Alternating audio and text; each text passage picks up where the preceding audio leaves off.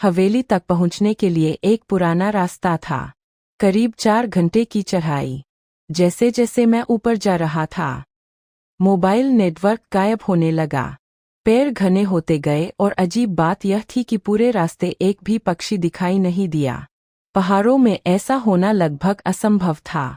शाम होने से पहले मैं वहां पहुंच गया और पहली बार हवेली को देखा। वह विशाल थी, काली पत्थर की दीवारें, टूटी हुई खिड़कियां और चारों तरफ फैला हुआ कोहरा।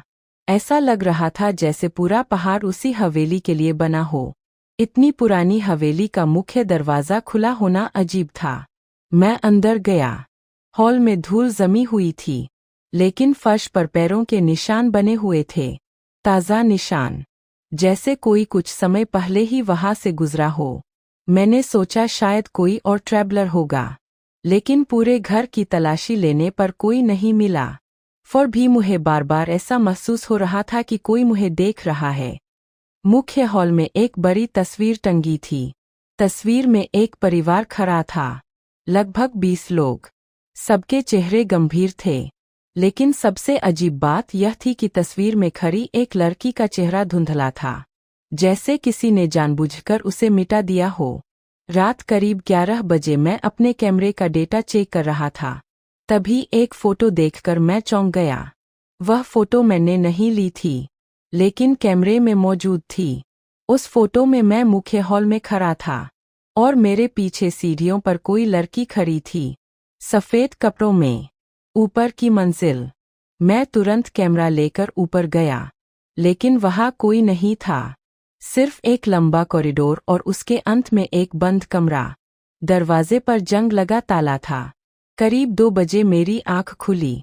ऊपर किसी के चलने की आवाज़ आ रही थी। छक छक छक। धीरे धीरे कदमों की आवाज़, जैसे कोई भारी जूते पहनकर चल रहा हो। फिर एक महिला की आवाज़ सुनाई दी, बहुत धीमी लेकिन साफ। मत खोलो। मैं बिस्तर पर बैठ गया। पूरे शरीर में सिहरन दौड़ गई। सुबह मैंने पूरी हवेली का निरीक्षण किया और पीछे की तरफ एक छोटा सा कब्रिस्तान मिला। सिर्फ 6 कब्रें, लेकिन हवेली में रहने वाले लोगों की संख्या तस्वीर में 20 से ज्यादा थी। बाकी लोग कहाँ गए?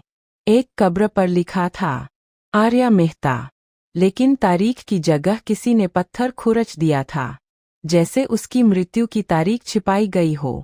मैं वापस कांव गया। काफी पूछने पर एक 90 साल के बुजुर्ग ने मुझे एक कहानी बताई। मेहता परिवार। करीब 70 साल पहले इस हवेली में मेहता परिवार रहता था।